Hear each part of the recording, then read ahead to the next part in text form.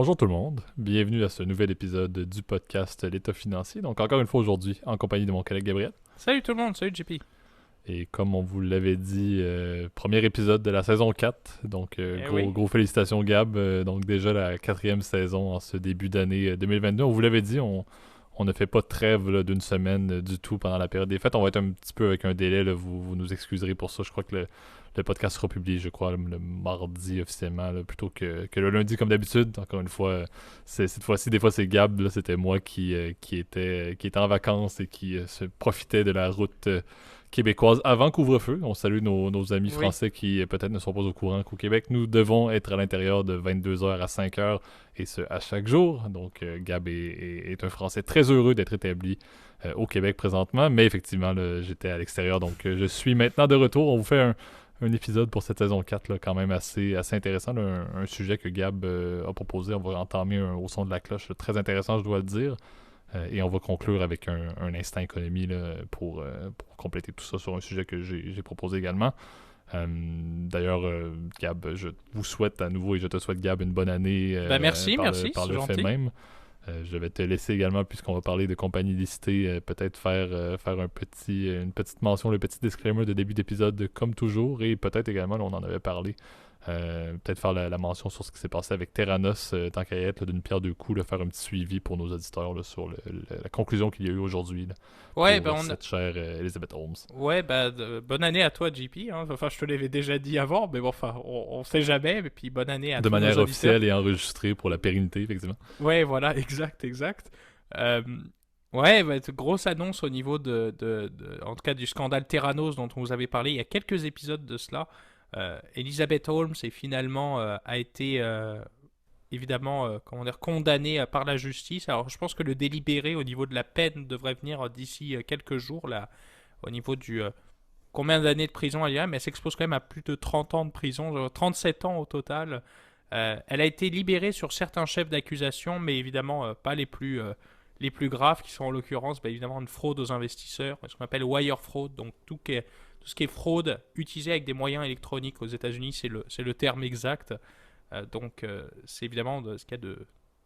C'est très très grave évidemment, donc je pense qu'on va pas la revoir de sitôt en liberté, évidemment, après le scandale Terranos qui, je dois vous avouer, est vraiment passionnant, mais là ça met évidemment une fin à cet épisode, je trouve, de la finance qui est passionnant, et puis je pense on pourra revenir. D'ailleurs, si vous avez des questions, chers auditeurs, n'hésitez pas, on pourra compléter aussi en commentaire si vous voulez, dans un épisode spécial, peut-être questions-réponses aussi, ça nous fera Absolument. plaisir. Ça devient Ça un nous... cas d'étude, hein. On le dit souvent, c'est ce qu'on aime parler, mais ça devient officiellement un cas d'étude dans la jurisprudence et également dans la finance, la conformité financière. Donc, ceux qui sont jeunes sur les bancs d'école, vous allez peut-être en entendre parler là, dans la suite de votre parcours, mais c'est super intéressant, vraiment un beau sujet que Ouais, tu nous avais proposé d'ailleurs, Gab. ouais, c'est un cas d'école, je pense, aussi au niveau en tout cas de la psychologie d'investisseur. On va pas le refaire l'épisode au complet là parce qu'on vous a prévu deux sujets hyper intéressants et moi je suis très content en tout cas de vous parler en tout cas du premier dont qu'on va évoquer dans quelques minutes.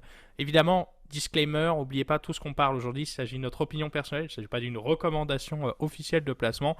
Pour plus d'informations, contactez un expert, conseiller financier, comptable, professionnel de la finance agréé aussi, qui est autorisé évidemment à vous émettre des recommandations. Ce sera une meilleure façon évidemment de pouvoir vous juger aussi de votre situation financière de manière globale. Donc consultez un expert, évidemment tout ce qu'on parle c'est à des fins éducatives et c'est pour être fun. Et je pense qu'on est prêt, mon cher JP, à commencer à lancer le jingle. Absolument, pour le haut C'est son de la cloche. c'est parti.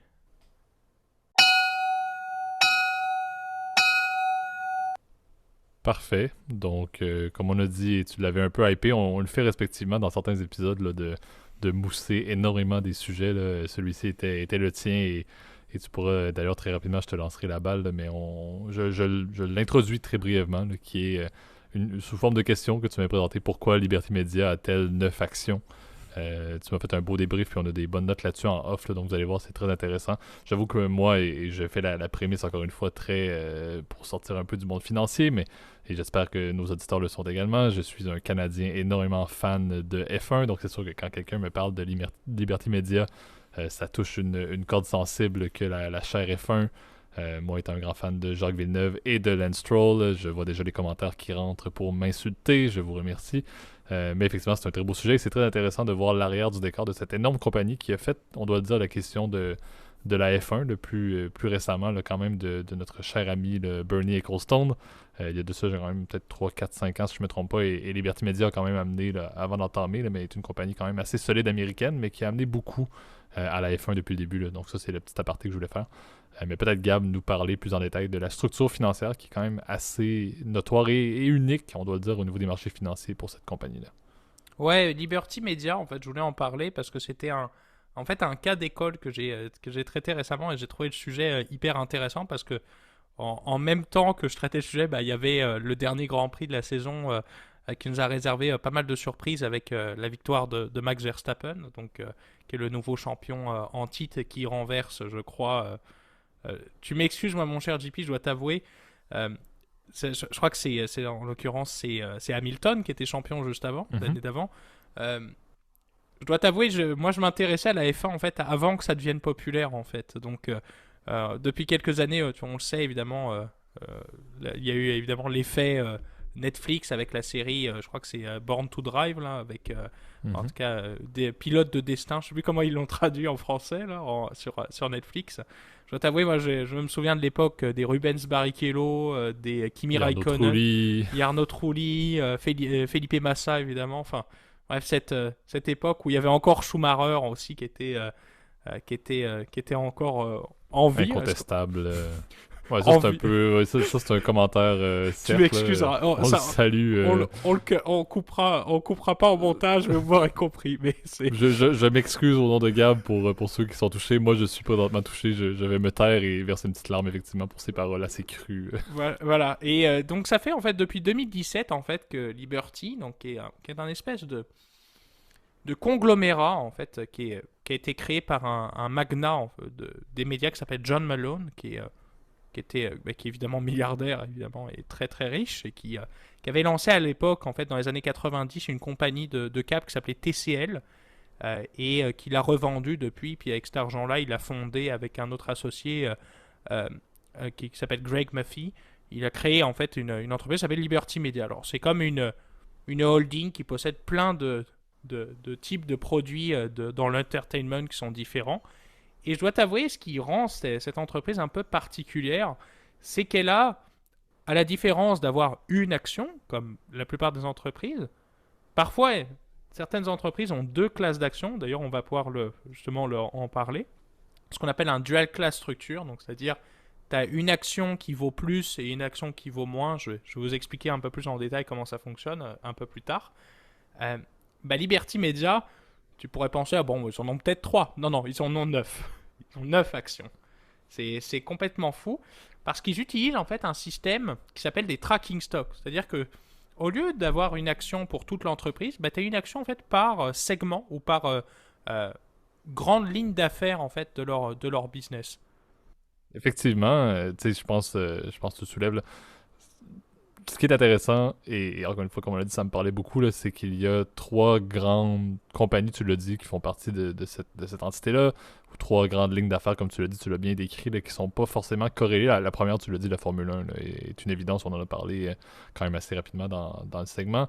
Également au niveau du baseball, les Braves d'Atlanta, encore une fois, pour nos éditeurs outre-mer, là, c'est très peu intéressant, mais officiellement, petite introduction, c'est officiellement les champions du monde, que c'est les Américains diront, Ouais, parce que la MLB, la Ligue de baseball majeure nord-américaine, se prend vraiment pour autre et oublie complètement qu'il y a du baseball ailleurs dans le monde. Mais bon, les Braves sont champions du monde de la officiellement. série mondiale. Ils ont gagné la série mondiale, donc c'est pour La ça qu'ils série sont. mondiale, c'est-à-dire la série nord-américaine d'une certaine manière. Mais bon, les Américains sont très forts sur l'extrapolation de leur titre, mais très bonne équipe de baseball, on doit le donner. Et également la compagnie SiriusXM là, au niveau de la radio satellite qui est quand même assez connue. Et d'ailleurs, Gab, ça m'a beaucoup étonné quand tu me présentais un petit peu cette compagnie-là et en parlant de Formule 1 et en parlant des Braves d'Atlanta et de SiriusXM, je n'aurais pas été prêt à dire que la principale partie des revenus de Liberty Media provenait de SiriusXM. À mon avis, ça aurait été quelque chose qui aurait peut-être provenu des Braves, qui sont une franchise avec énormément de cash, énormément de visibilité, ou la Formule 1 qui est, à mon avis, une machine absolument incroyable en termes de revenus. Mais tu m'as surpris en mentionnant que c'était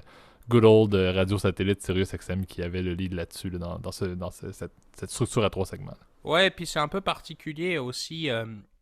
Sirius XM, bon, peut-être que pour nos auditeurs français, on les perd là avec Sirius XM. On se dit, c'est quoi ce système-là? En fait, c'est un système de radio qui fonctionne par satellite. Donc, c'est ta voiture, elle est connectée en fait, un peu comme la télévision satellite, elle est connectée en fait en orbite. Et ça permet de capter la radio partout, au lieu que, par exemple, les antennes AM ou FM, eh ben, elles ont un champ de diffusion qui est un peu plus limité, ce qui fait que dans les grands continents, comme par exemple l'Amérique du Nord, c'est vrai que c'est assez pratique. Et souvent, il y a des petits services premium, c'est-à-dire que tu n'as souvent pas de pub sur la télévision satellite parce que tu payes un abonnement annuel. Donc, je dois t'avouer, je connais très peu de gens qui ont la télévision satellite. En fait, Sirius XM, et ça je parle d'expérience, est extrêmement bon pour les véhicules de location. Pour avoir eu l'expérience d'avoir fait un road trip dans l'Ouest américain, je dois dire, Sirius XM sur la bonne vieille Hyundai que j'avais louée entre Vegas et Phoenix, ça fonctionnait nickel. Mais à part de ça, j'avoue que je n'ai jamais eu bénéficié de l'expérience Sirius XM autre que véhicule de location. Si vous savez, Enterprise, etc., Hertz et compagnie, là, très fort sur l'inclusion d'un bon vieux Sirius XM. Et Ouais, très bien pour un bon vieux road trip aussi. ouais, bah c'est ça, c'est qu'au moins tu peux capter partout en fait. Je pense que c'est l'argument phare et le fait que t'aies pas la pub. Bon, aujourd'hui j'ai l'impression avec Spotify c'est un peu un business un peu mourant. Surtout que maintenant tu peux télécharger et je vous apprends rien, chers auditeurs, on peut télécharger des musiques hors ligne. C'est un système. C'est quand même novateur. C'est Effectivement, pas besoin innovateur. d'un satellite ou d'une antenne. C'est vrai que c'est brillant. Trêve de plaisanterie, Sirius XM possède aussi le service Pandora qui est un peu similaire à Spotify aussi, ça leur appartient. Et c'est là que c'est un peu rigolo, c'est que là encore une fois on vous a parlé qu'il y a 3 lignes d'affaires. Donc il y a Sirius XM qui d'ailleurs au passant n'appartient pas uniquement à Liberty Media, elle appartient aussi à d'autres actionnaires minoritaires. Alors Liberty Media a créé cette espèce d'action qui s'appelle LXXM, donc qui s'appelle Sirius XM Liberty Media Group, donc qui est une action parmi les 3 qui appartiennent à Liberty Media. Il possède aussi Ticketmaster dans cette espèce de pot pourri en fait.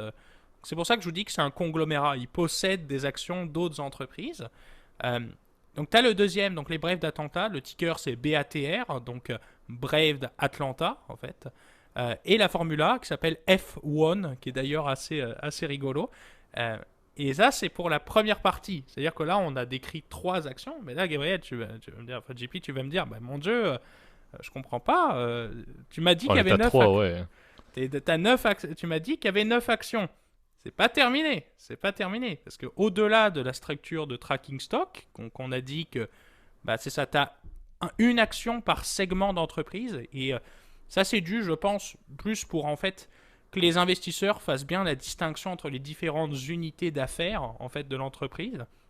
Ça permet en gros à ce que les revenus en fait au niveau des états financiers soient présentés par filiale, comme le veut en fait normalement la tradition, les standards comptables américains et puis internationaux, qui s'appellent IFRS 8, ils prévoient en fait à ce que tu dévoiles même dans n'importe quelle entreprise, tes segments, et ben là, c'est vraiment très clair. C'est-à-dire que par exemple, sur Bloomberg, sur Yahoo Finance, bah, c'est le résultat de ton segment, donc de ta ligne d'affaires qui est divulguée aux investisseurs. Donc ça leur permet de vraiment distinguer entre Liberty Formula One et Liberty Brave, qui sont vraiment 2 business complètement différents. C'est vraiment deux lignes d'affaires complètement différentes. Et je pense que c'est le but derrière ça.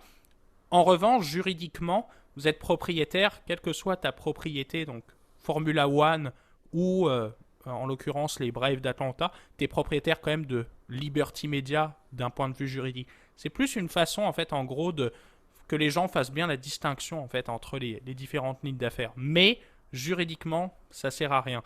Et c'est là où ça devient intéressant, et ça, JP, je vais te laisser la balle parce qu'il faut que je respire, parce que vous voyez la complexité de cette entreprise-là, c'est que non seulement il y a des tracking stocks, comme je l'ai indiqué, mais en plus, tu as des structures avec des actions multivotantes. Donc, et c'est là où 3 x 3, bah, ça fait 9 pour le coup. Ben exactement. Puis tu sais, je pense que Gab, tu l'introduisais quand même assez bien au tout début là, du segment en parlant là, de cas quand même assez notoires là, dans lesquels on avait différents segments. C'est sûr que les séries d'actions, et eux, c'est vraiment là, d'une ampleur qui est absolument incommensurable, on l'a mentionné, mais moi, je pense souvent à Berkshire. Berkshire Hathaway est probablement l'exemple le plus notoire de série A, série B, par exemple, assez typiques, Exact. dans lesquelles il y a bien évidemment, et tout le monde le sait, juste par l'ampleur du cours par action, on s'entend, là, mais de la différence entre la série A et la série B, avec bien évidemment le fait que l'une des deux séries offre davantage d'actions votantes. Encore une fois, c'est un cas typique. Ce qui est vraiment, comme on le dit, assez d'envergure et assez notoire là-dessus, c'est le fait que chacun des trois segments, encore une fois, ait à leur tour également un nombre plus élevé de séries. Comme tu l'as dit, et c'est ce qui m'a vraiment assez fasciné quand tu m'as présenté le sujet, c'est le fait que, tu l'as bien dit, à la base, juste le fait qu'il y aurait, par exemple, une seule série pour chacun des trois segments, chacun des trois tracking stocks, ça reste que c'est de l'arbitraire, parce qu'au final, tu es actionnaire de Liberty Media. Donc là, de te ramasser à ce moment-là à avoir des sous-séries pour chacun des segments, encore une fois, ça reste, et ça, tu pourrais le répéter encore une fois, mais que tu sois actionnaire de la série B, par exemple, sur un des trois segments de la compagnie, ça reste que tu restes pareil au niveau de Liberty Media. Donc, c'est une des structures financières qui, à mon avis, et c'est ce qui est intéressant, puis ça, tu pourrais peut-être en faire un point, mais à mon avis, et encore une fois, c'est peut-être très en mode complexité, mais pour quelqu'un qui n'est pas nécessairement au courant de ceci, mais moi j'ai aucun intérêt à m'embarquer là-dedans. On dirait que je me dis que c'est plus néfaste comme structure en termes d'intérêt des investisseurs courants. On parle pas des investisseurs institutionnels, mais des investisseurs privés tranquilles. Là. Dans mon avis, c'est un petit peu négatif.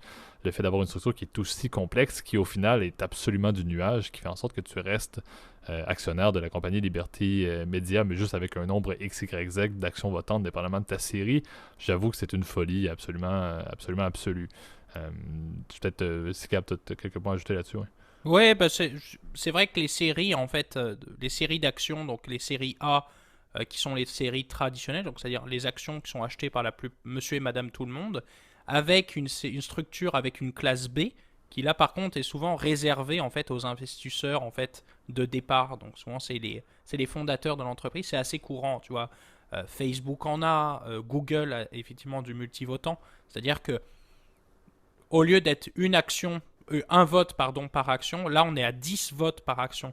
Ce qui fait que John Malone, en fait, notre cher ami, encore une fois, il ne possède à peine 5% des droits économiques en fait, de Liberty Media, mais avec sa structure de contrôle, donc avec deux classes d'actions, étant donné qu'il a 10 fois plus de droits de vote sur ses actions de série B. Or, lui, il possède, je te le révèle, 96% des actions de la série B. Et c'est pour ça que, justement, souvent, tu ne peux même pas les acheter, ces actions-là. Elles sont même pas cotées à la bourse. Et bien là, il possède au final un peu moins de 50%. Je crois que c'est 46 et des poussières des voting rights, donc des droits de vote. Alors, c'est pas, les voting rights sont importantes et quand tu as des décisions importantes, c'est par exemple sur le board.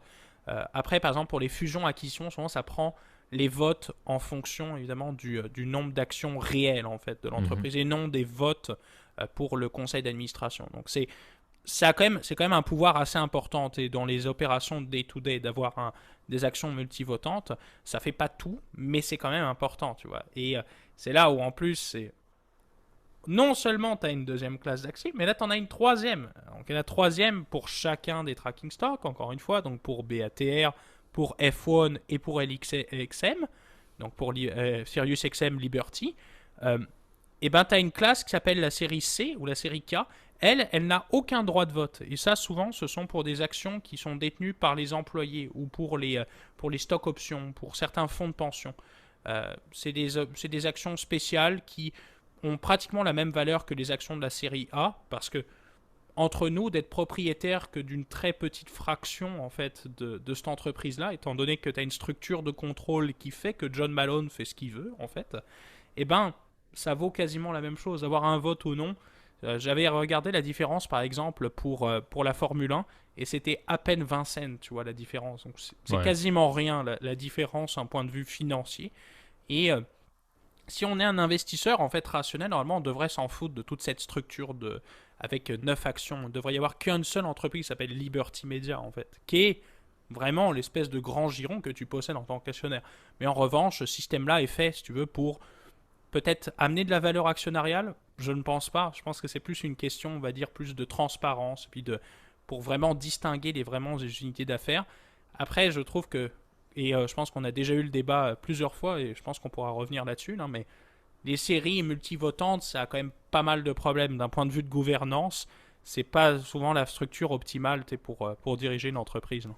Effectivement, puis tu sais, je pense que c'est un point que tu as quand même bien soulevé, là, mais c'est souvent quelque chose qui devrait amener vers le fait de scinder officiellement en tant qu'entité. Et quand on s'entend que la structure de Liberty Media est quand même la plus proche de pouvoir dire, ok, mais si on a des tracking stocks qui ne veulent absolument rien dire parce qu'en réalité on est actionnaire de Liberty Media, ben la structure est déjà là et existante pour scinder ces compagnies-là et les rendre dans des entités indépendantes. On s'entend et l'impact négatif n'existerait pas parce que déjà maintenant les actionnaires les considèrent, ces entités-là, et les comparent avec des comparables. On s'entend, on ne compare pas Liberty Media avec qui que ce soit d'autre parce qu'il n'y a pas de comparable, d'où l'utilité des tracking stocks comme tu le mentionnais. Donc à mon avis, effectivement, c'est là où l'intérêt, et tu l'as dit, la gouvernance vient un petit peu en ligne de compte, c'est que tout actionnaire qui n'aurait pas, bien évidemment, qui ne serait pas M. Malone, aurait intérêt à vouloir que cette compagnie-là fasse une scission, si on peut dire, de ses entités. Par contre, comme tu l'as dit, sauf dans des cas de fusion-acquisition, la majorité des décisions, avec un 46-48% là, des droits de vote, va passer en la faveur de M. Malone, bien évidemment. Donc, c'est là où, effectivement, la logique de gouvernance va amener, et c'est peut-être ça, peut-être que tu peux m'informer là-dessus si tu as l'info, là, mais c'est un petit peu ça aussi qui amène vers les dates butoirs, des fois, des actions de série B multivotantes qui arrivent dans certaines compagnies. Il y en a une proche de chez nous qui vient d'arriver il n'y a pas si longtemps avec le fameux Couche-Tard qu'on vous a déjà parlé dans un autre épisode, dans lequel justement les séries B des fondateurs sont arrivés à expiration cette année, amenant ça peut dire un retour à une normalité en termes des droits votants et potentiellement des fusions-acquisitions s'il y a lieu. Là. Il n'y a rien bien évidemment présentement, là. Mais je pense que c'est quelque chose qui est quand même intéressant de voir et que M. Malone en tant que fondateur a bien évidemment des intérêts, mais en espérant qu'il y ait à quelque part eu une clause qui soit émise. Souvent, c'est lié à l'âge, je me trompe pas, je crois que des fois c'est du 60-65 ans ou quelque chose du genre, là, style âge de la retraite, là, Ça dans dépend. lequel il y a un transfert des séries B vers, par exemple, des séries A. Là. En fait, ça dépend effectivement de chaque convention, comment dire, en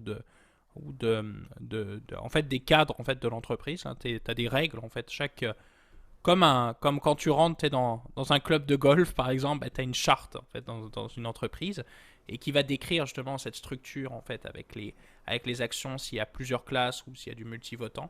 En l'occurrence, il n'y a pas de restriction. En l'occurrence, chez Liberty sur la série B, comme je te l'ai dit, c'est 10 pour 1 au niveau des droits de vote et elles sont échangeables 1 pour 1. Donc, c'est-à-dire que si jamais il décide, John Malone, de vraiment abandonner ses droits de vote multivotants, je pense pas qu'il le fera, et ben, il pourrait effectivement en théorie les échanger 1 pour 1 juridiquement. Donc c'est possible, si tu veux. Le gros problème, c'est sûr que ça bloque cette structure-là, toute tentative de fusion-acquisition, parce que dès que tu as John Malone contrôle 48% des droits de vote, bah, il peut faire bloquer une transaction avec seulement 1 ou 2%, il peut faire bloquer une transaction sans son accord en gros et même requis. Pour même certaines décisions, comme tu le sais, tu as besoin parfois de 66 plus 2 tiers en fait des actions. Donc c'est parfois encore plus compliqué si tu veux. Donc ça a créé ce problème de gouvernance là qui est de dire bon bah en tant qu'actionnaire minoritaire dans cette entreprise là tu fermes ta gueule, pardon pour le langage châtié, et tu attends à ce que ça performe en fait. C'est un peu ça le problème majeur en fait du multivotant. Ce qui fait que ça a été très critiqué. Hein. Tu as beaucoup de juridictions d'ailleurs qui les interdit. Hein. Justement, jusqu'à récemment, en fait, aux États-Unis, c'était interdit en fait d'avoir des doubles séries d'actions.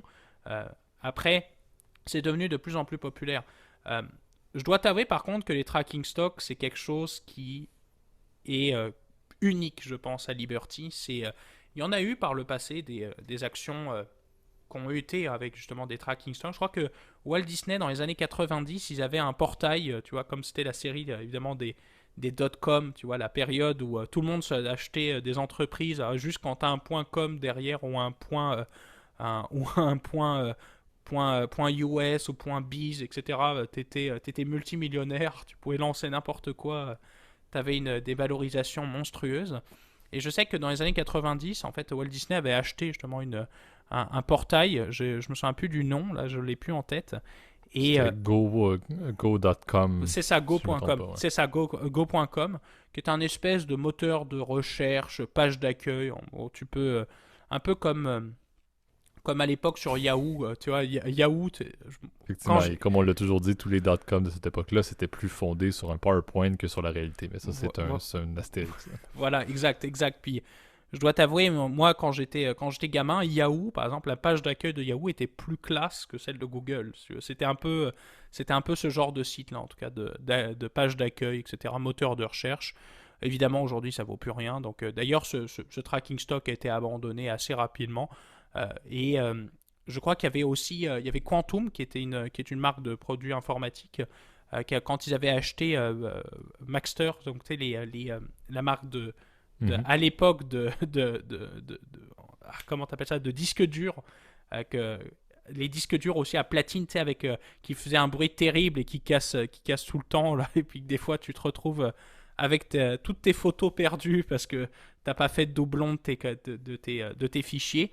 Et ben ils avaient un tracking sum justement c'était rigolo, qui s'appelait HDD, donc comme hard drive disk. Donc c'était aussi un tracking stock qui existait. Évidemment, pareil, il a disparu complètement. Euh, et aujourd'hui, je pense que c'est.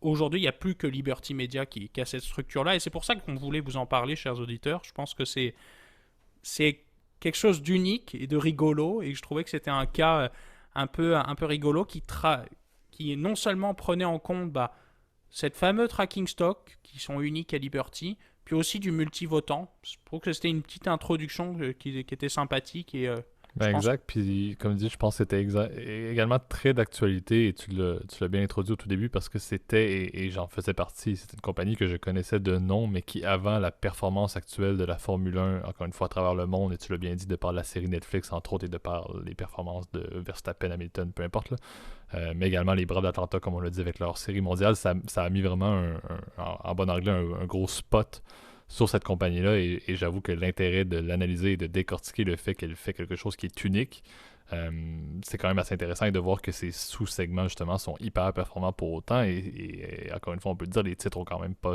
les tracking shots ont pas mal performé non plus.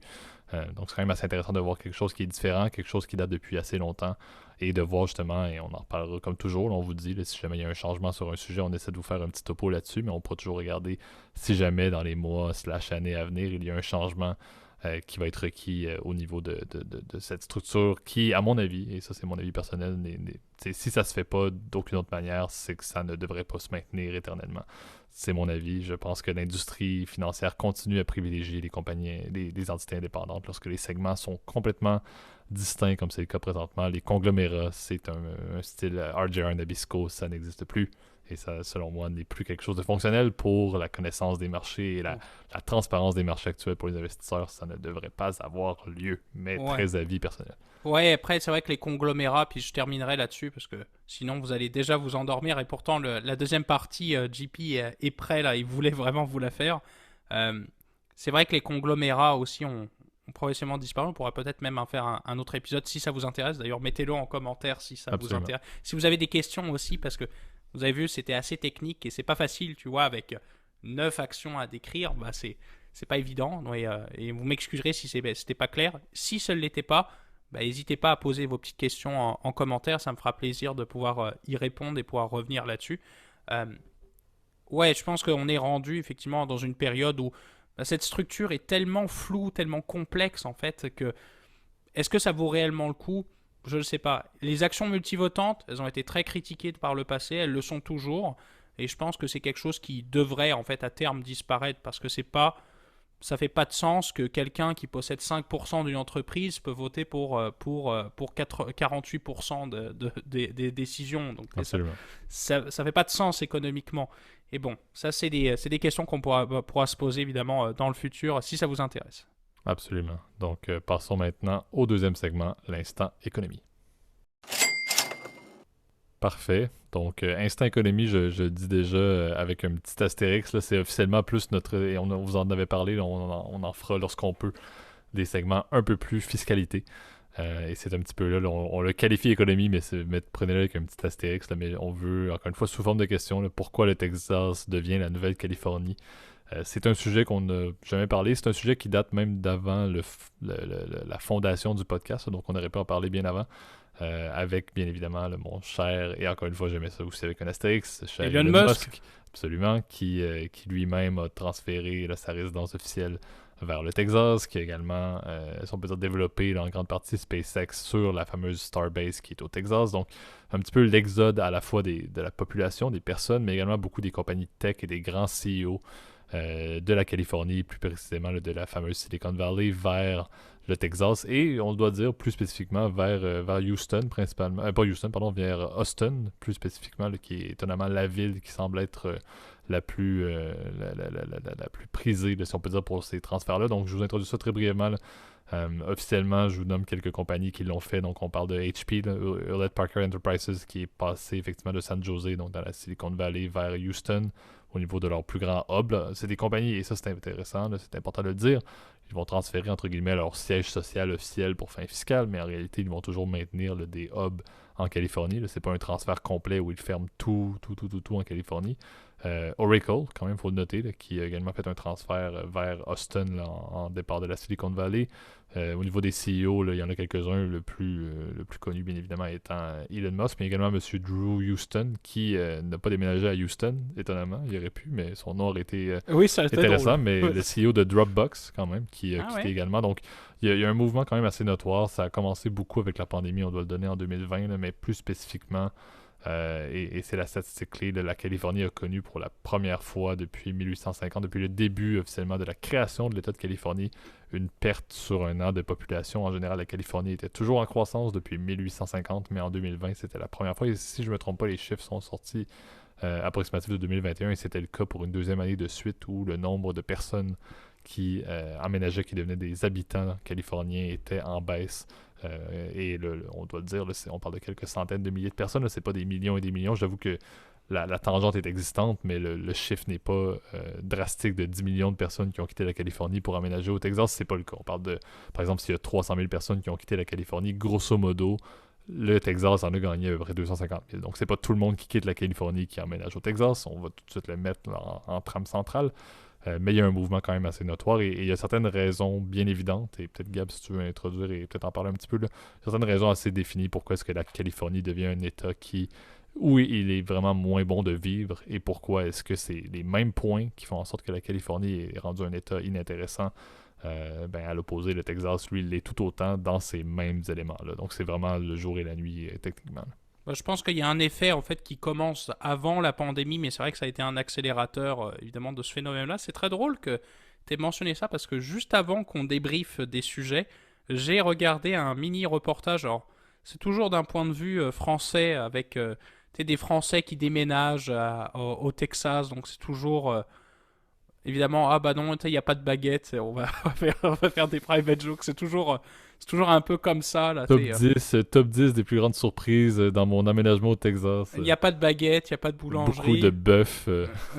C'est assez ridicule. Et en l'occurrence, c'était des gens justement qui travaillaient justement dans des entreprises de la tech. Donc, tu as nommé HP, Oracle. Je sais qu'il y a plein d'entreprises qui veulent justement s'implémenter au Texas. Bon, Tesla, on ne va pas en reparler. On en parle malheureusement, ou heureusement d'ailleurs. Beaucoup trop, mais ça nous fait plaisir. Je pense que évidemment l'incitatif principal c'est le coût évidemment de la vie en Californie qui est devenu extrêmement cher. Le logement est inaccessible, quasiment t'as des taudis qui se vendent pour des millions de dollars, surtout dans la région de San Francisco, qui est connue pour être une des villes les plus chères du monde. J'ai jamais eu la chance d'aller à San Francisco, j'aimerais beaucoup y aller. Très jolie ville. Je sais que tu y es allé, toi, JP, et tu m'avais décrit quand t'en parlais que tu disais, mon Dieu, mais tout est hors de prix. Genre, exactement. Dans un hôtel, on doit dire. Hein, je vous rappelle, c'était un hôtel et j'avoue que j'ai jamais vu une chambre d'hôtel d'aussi qualité médium, mais prix ridicule. Ouais, c'est ça. C'est très, très cher. C'est la baie de San Francisco de San Francisco. Oakland, c'est un peu une exception parce que c'est un peu le ghetto, là, quand même. Oui. Jusqu'à San Jose, qui est beaucoup plus dans la sud de la baie, c'est vraiment là où ce qu'on appelle la Silicon Valley. Et c'est ça, le logement est très très cher, les possibilités aussi pour les employés même d'acheter une maison alors que pourtant les salaires sont très bons, souvent dans les compagnies tech. T'as des types qui gagnent des 200 000 dollars à faire du coding. Des fois je me dis, mon Dieu, j'aurais dû changer de carrière, peut-être faire autre chose. Et ce qui fait que tu as une inflation qui est importante au niveau des prix de l'immobilier, aussi du niveau de la bouffe, etc.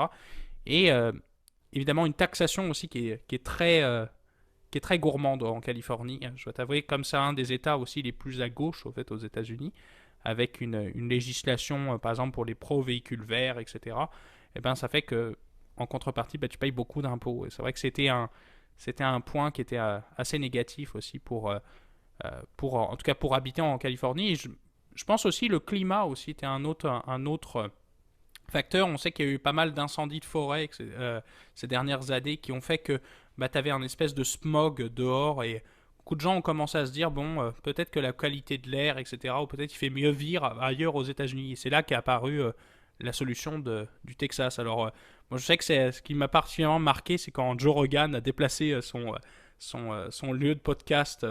En tout cas, je crois il enregistrait justement à Los Angeles. Il a décidé de se déplacer complètement en Texas, donc à Dallas pour son cas, ou à Houston, si je me souviens bien, qui est pareil une des villes aussi qui grandit le plus en Amérique. Et ce sont des marchés très très chauds, en tout cas le Texas. Très dynamique parce que justement, t'as des nouvelles personnes qui viennent de la Silicon Valley, qui sont très éduquées, qui évidemment ont des bons jobs et qui évidemment construisent des nouveaux quartiers. Donc c'est un phénomène qui est assez intéressant. Et bon, je pense qu'on n'a pas fini d'en entendre parler. Ben, Je exact. pense que JP aussi, il y avait d'autres incitatifs évidemment qui venaient Ben, exact. prendre en compte pourquoi le Texas. Ben exact. Puis, tu sais, même, je suis passé un petit peu même sur les 3 points que tu as soulevés là, pour revenir sur celui là, des prix de l'immobilier, là, juste pour vous donner des stats pour tu sais, mettre un petit peu encore de l'emphase sur ce que Gab disait, pour vous comparer là, le prix médian d'un bungalow, d'une maison familiale courante à Houston. On parle de 273 000, à peu près 275 000 dollars US, le prix médian, alors qu'à San Francisco, tu l'as dit, donc en Californie, on parle de 1,5 million pour le même Voilà. genre de surface, encore une fois, pour une bonne vieille, encore une fois, pas un château, là, une bonne vieille maison familiale. Donc, prix de l'immobilier, c'est quand même assez notoire. Pourquoi est-ce que l'intérêt, encore une fois, d'un 275 000 à 1,5 million, on comprend assez vite pourquoi l'intérêt de Houston rentre en ligne de compte. Deuxième point que tu as soulevé, la taxation. Donc, effectivement, là, le Texas est un des 7 États qui n'a pas de taxes sur le revenu. Donc, par exemple, si quelqu'un fait 100 000 US, la personne va sauver ou économiser souvent je pense qu'il parle de 4 à 12 %. Donc, quelqu'un sauverait de 4 à 12 000 annuellement en termes d'imposition seulement sur le revenu, par exemple. Avec encore une fois des taux d'imposition qui sont très bas à la base dans les États un peu plus républicains comme l'île Texas, mais le Texas a un avantage notoire sur le revenu. Le Nevada est un peu similaire, on en avait parlé là, avec mon vieux Paradise qui est en plein milieu de Las Vegas, donc un énorme intérêt là, effectivement pour le Texas par rapport à la Californie. Et l'autre point que tu avais soulevé, et le jeu de mots est quand même assez intéressant, certains veulent rebaptiser le Texas Texas, c'est-à-dire TECH-XAS, étant donné qu'effectivement les hubs des compagnies de techno, justement la génération de jeunes pros, justement au niveau de l'industrie de l'informatique plus généralement, emménage vraiment drastiquement. Qui dit jeunes pros, dit également des nouvelles familles. Tu l'as dit, les quartiers, il y a d'excellentes écoles. Le Texas est étonnamment, et ça, j'avoue qu'en voyant les statistiques, ça m'a fortement étonné. Mais tout ce qui est à l'extérieur de l'université, parce que les universités, c'est tellement compliqué à analyser quelle université est performante par rapport aux autres. Là. Il y a tellement une logique entre la performance académique et le branding aux États-Unis que c'est absolument impossible de faire des rankings, donc ça, on se les passe. Mais si on parle des bonnes vieilles écoles élémentaires ou des écoles secondaires américaines dans leur schéma courant pré-universitaire, le Texas est l'État dans lequel le top 100 des meilleures écoles aux États-Unis, c'est le Texas qui en a le plus parmi le top 100 par rapport à tous les autres États américains. Donc c'est effectivement un endroit où le milieu de vie s'améliore et où la qualité de vie, au-delà du climat, au-delà bien évidemment là, des activités qu'il y a à faire au Texas, puis ça a l'air que Austin, entre autres, est une ville qui est très vibrante et qui a une très belle culture, entre autres musicale et tout. Ça reste également un endroit où il est bon d'installer une famille avec des bonnes écoles et tout. Donc globalement, le Texas, à l'exception de ne pas avoir la côte pacifique, semble être effectivement un lieu là, qui a un intérêt assez notoire. Et l'autre point que tu as soulevé là, très brièvement avant de lancer sur autre chose pour conclure le segment, là, tu l'as dit, l'aspect climatique. Tu as bien soulevé les feux de forêt. Il y a également le fait qu'à chaque jour, la Californie pourrait disparaître à cause des tremblements de terre, qui est un autre concept quand même assez notoire. Donc le Texas reste effectivement, à première vue, un des États dans lesquels le climat est le plus stable, un petit peu digne de l'Amérique latine, là, dans lesquels on s'approche tellement de l'équateur d'une certaine manière que le climat est relativement similaire d'une saison à l'autre, à l'exception de quand il y a une énorme tempête hivernale et que le power grid, on ne reviendra pas sur un sujet, fait défaut, mais globalement, c'est relativement tranquille. On n'a pas besoin d'avoir un gros parka, un gros Montclair en étant au Texas, sauf pour le style. Mais effectivement, le Texas, globalement, semble être un lieu qui est très intéressant. Et ça, je lance un petit point politique et je te repasse la parole là-dessus. Et on voit la tangente également dans les dernières élections. La migration de nouvelles J'allais personnes. J'allais te le dire, tu me coupes la parole. La montée des démocrates, effectivement, au Texas, c'est quand même assez notoire. Pas encore parfait pour prendre l'État en entier. On notera, là, c'est encore, si je ne me trompe pas, aux mains des républicains à ce jour. Mais les statistiques des démocrates sont en grande croissance avec l'arrivée massive d'écolos, pour certains diront, là, de la Californie pour venir s'installer au Texas, ce qui n'est pas une mauvaise chose d'avoir un autre État qui va être un petit peu moins... tout le monde porte son fusil, a son cheval et vote républicain. Ça fait un petit peu une tangente également là, sur cette magnifique, magnifique État. Oui, c'est très stéréotypé. C'est un peu stéréotypé, mais bon, c'est ton cheval, tu connais un bœuf avec des longues cornes, tu prends pour les Cowboys de Dallas et tu portes ton arme en tout temps Houston, pour aller à l'église. Ou Houston. Oui, les Texans de Houston, effectivement. Les Texans de Houston, mais le Texas pourrait être... je sais que j'avais pas les stats, malheureusement, tu m'excuseras, JP, mais je sais que si c'était un État indépendant, je crois que ce serait parmi les 10 les 10 plus grosses puissances mondiales, en fait. Parce que c'est un État... D'ailleurs, c'est l'État le plus... C'est le deuxième État le plus peuplé des États-Unis et le plus grand. C'est quoi, c'est 20, 25, 27, 28 ou une trentaine, j'oublie tout le temps, c'est entre 27 ou 37, j'oublie toujours, là, mais millions d'habitants, effectivement. Ouais, et c'est le plus grand État des États-Unis continental, en excluant l'Alaska, qui est le plus grand État en termes de superficie. Donc c'est un État immense, hein. C'est la taille de la France, en fait, quasiment. Encore une fois, tu m'excuses pour les... J'ai pas les données. Effectivement, tu vois, j'ai les stats, 29 millions au Texas. Le premier État étant la Californie, 39 millions. Et le troisième étant la Floride, 21 millions. Donc, quand même, effectivement, dans son monde, à part en deuxième position. Ouais. Et ça fait une taille comparable à la France, pour te dire. Donc, c'est immense comme territoire. 600, ça ne va peut-être pas dire grand-chose, mais 696 000 km², grosso modo. Là, je peux vous sortir la France dans quelques secondes en live. Ouais, mais tu vois, c'est ça que tu mentionnais aussi. C'est quand même un pays qui a... Et là, tu vois, je fais un syllogisme. Tu vois, on me coupe.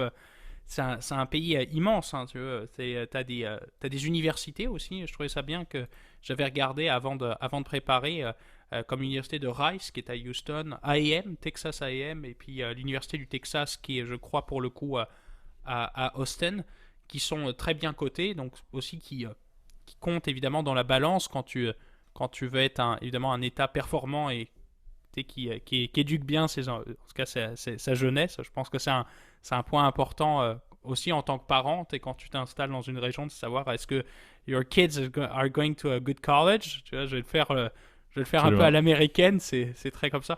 Je sais, hein, d'ailleurs aux États-Unis, ton diplôme est plus un investissement que réellement c'est un business, hein. On le sait que c'est tellement cher, évidemment, les frais de scolarité. Parfois, ta plus grosse dette à vie, d'ailleurs, plus que ta dette hypothécaire, ce qui est quand même assez notoire, il faut le dire. Exact. Et même si tu fais faillite, d'ailleurs, ça reste, évidemment, dans ta dette, parce que ça échappe à la faillite. En tout cas, on diverse, mais ça pourrait être une puissance, évidemment, indépendante. Et d'ailleurs, le Texas a été un État indépendant, et d'ailleurs, il y a eu plusieurs... Je sais qu'il y a un monument, je crois justement à Austin, qui montre en fait les différents pays qui ont régné sur le Texas. Mais il y a eu notamment la France, la Louisiane française à l'époque, le Mexique, etc. Et les États-Unis. Les États confédérés aussi, parce que ça a fait partie... c'est la partie la moins... la plus triste peut-être de l'histoire du Texas. Ça fait partie évidemment des États confédérés durant la guerre de sécession. Donc bref, c'est quand même hyper intéressant comme État. Après, bon, on le sait, ils sont pas exemples de tout critique. Je pense que les armes à feu, tu l'as bien mentionné, c'est leur point, je pense, qui est très controversé. Ils ont en tout cas, le cinquième amendement, pour le coup, est vraiment respecté au doigt et à la lettre. N'importe qui, constitutionnellement, peut posséder une arme. Tu peux acheter, tu vois, entre 2 paquets de pâtes et tu peux t'acheter des munitions quand tu as envie. Tu vois, c'est une autre culture. Et la culture texane, c'est très particulier.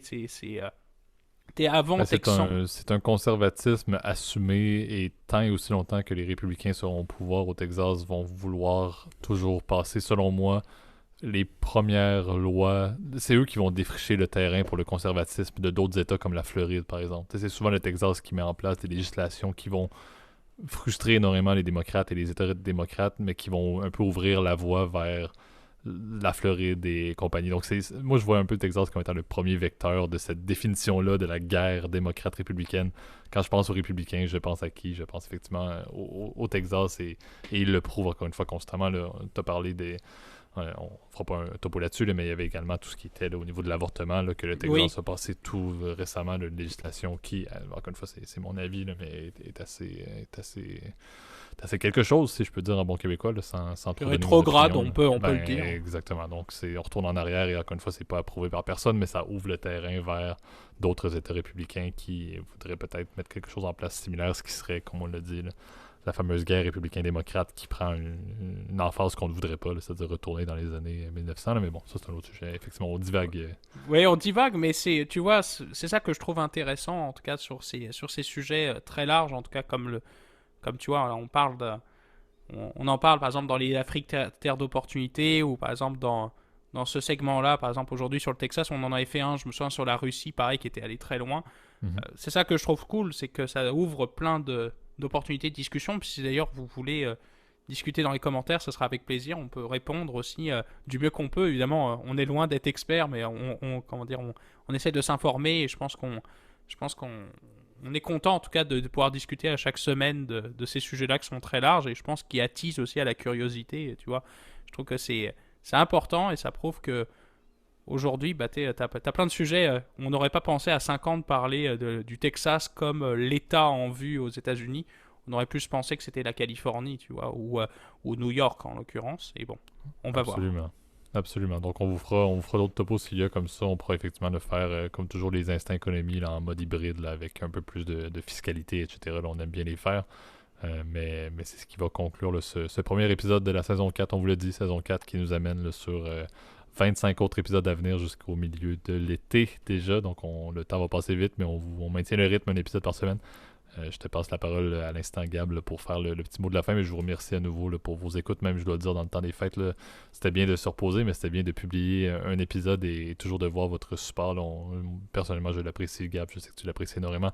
Et c'est toujours bien là, de clôturer une année après le premier anniversaire et demi du podcast.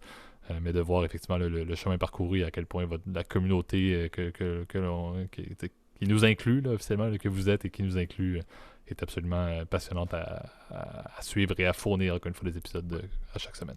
Ouais, n'oubliez pas de partager notre contenu si ça vous a plu, à mettre un petit like évidemment sur la vidéo Facebook et à mettre un commentaire. Ça vous fera plaisir aussi, puis ça nous donne l'opportunité de vous lire.